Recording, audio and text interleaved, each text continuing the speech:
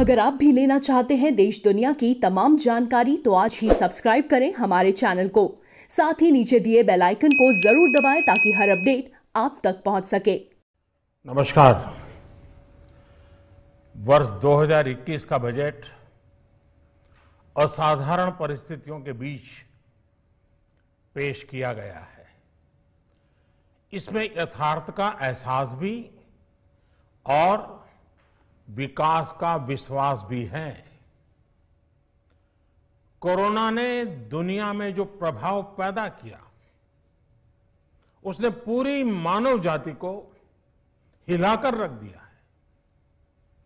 इन परिस्थितियों के बीच आज का बजट भारत के आत्मविश्वास को उजागर करने वाला है और साथ ही दुनिया में एक नया आत्मविश्वास भरने वाला है।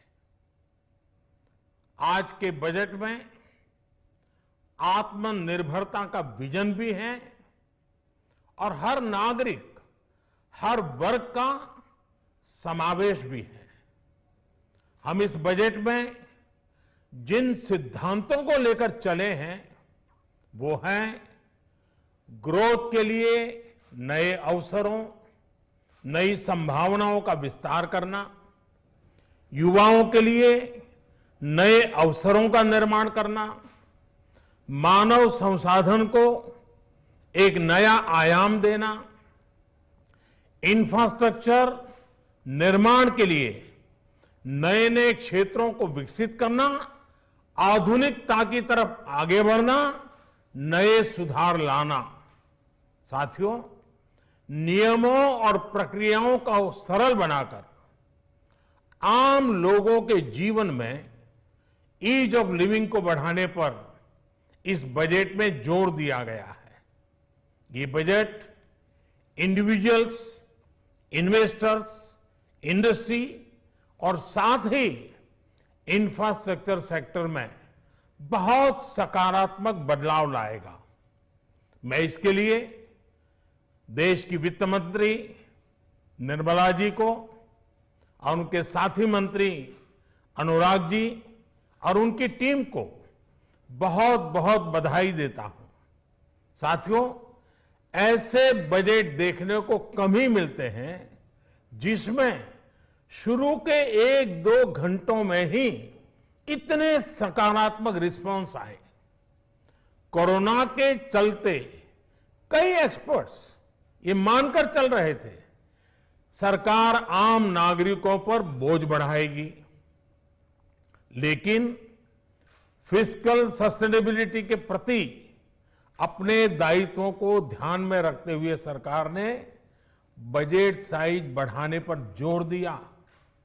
हमारी सरकार ने निरंतर प्रयास किया है कि बजट ट्रांसपेरेंट होना चाहिए। मुझे खुशी है कि आज अनेक विद्वानों ने इस बजट की ट्रांसपेरेंसी की सराहना की है।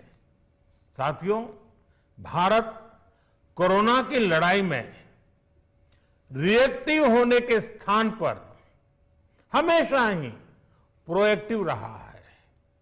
चाहे वो कोरोना के काल में किए गए रिफॉर्म्स हो या फिर आत्मनिर्भर भारत का संकल्प, इसी प्रोएक्टिवनेस को बढ़ाते हुए आज के बजट में भी रिएक्टिव का नामो निशान नहीं है।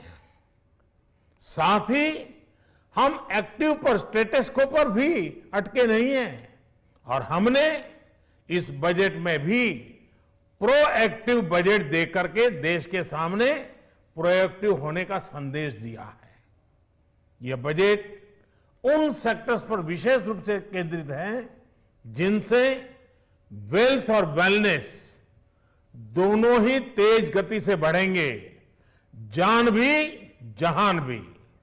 इसमें एमएसएमईज और इंफ्रास्ट्रक्चर पर विशेष रूप से जोर दिया गया है। इसी तरह ये बजट जिस तरह से हेल्थ केयर पर केंद्रित है वो भी अभूतपूर्व है। ये बजट देश के हर क्षेत्र में विकास यानी ऑल राउंड डेवलपमेंट की बात करता रहता है। खास तौर पर मुझे खुशी है कि इस बजट में दक्षिण के हमारे राज्य, पूर्वोत्तर के हमारे राज्य और उत्तर में लेह लद्दाख जैसे क्षेत्रों में विकास पर विशेष ध्यान दिया है। ये बजट भारत के कोस्टल स्टेट्स जैसे तमिलनाडु, केरल, पश्चिम बंगाल, इनको एक बिजनेस पावर हाउस बनाने की दिशा में एक बड़ा कदम उठाए। नॉर्थ ईस्ट के राज्य जैसे असम के अनएक्सप्लोर्ड पोटेंशियल को टैप करने में बजट बहुत बड़ी मदद करेगा। इस बजट में जिस तरह से रिसर्च एंड इनोवेशन इकोसिस्टम पर बल दिया गया है, जो प्रावधान किए गए हैं, उनसे हमारे युवाओं को ताकत मिलेगी। भारत उज्जवल भविष्य के लिए बहुत ठोस कदम रखेगा।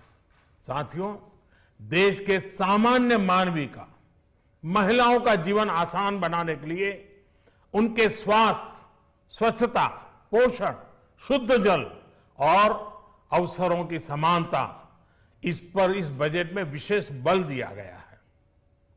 बजट में इंफ्रास्ट्रक्चर पर खर्च में अभूतपूर्व वृद्धि के साथ साथ कई व्यवस्थागत सुधार किए गए हैं, जिसका बहुत बड़ा फायदा देश में ग्रोथ और जॉब क्रिएशन, रोजगार के लिए बहुत लाभ होगा। देश में एग्रीकल्चर सेक्टर को मजबूती देने के लिए, किसानों की आय बढ़ाने के लिए इस बजट में बहुत जोर दिया गया है। कई प्रावधान किए गए हैं। एग्रीकल्चर सेक्टर में किसानों को और आसानी से और ज्यादा ऋण मिल सकेगा। देश की मंडियों को यानी एपीएमसी को और मजबूत करने के लिए, सशक्त करने के लिए एग्रीकल्चर इंफ्रास्ट्रक्चर फंड से मदद का प्रावधान किया गया है। ये सब निर्णय ये दिखाते हैं कि इस बजट के दिल में गांव है, हमारे किसान है। एमएसएमई सेक्टर को गति देने के लिए, रोजगार के अवसर बढ़ाने के लिए इस बार एमएसएमई सेक्टर का बजट भी पिछले साल की तुलना में 2 गुना से ज्यादा कर दिया गया है। साथियों, ये बजट आत्मनिर्भरता के उस रास्ते को लेकर आगे बढ़ा है जिसमें देश के हर नागरिक की प्रगति शामिल है। ये बजट इस दशक की शुरुआत की एक मजबूत नींव रखने वाला बजट है। सभी देशवासियों को आत्मनिर्भर भारत के इस महत्वपूर्ण बजट के लिए मैं बहुत बहुत शुभकामनाएं देता हूं। फिर से एक बार वित्त मंत्री जी और उनकी टीम को बहुत बहुत अभिनंदन करता हूं, धन्यवाद करता हूं।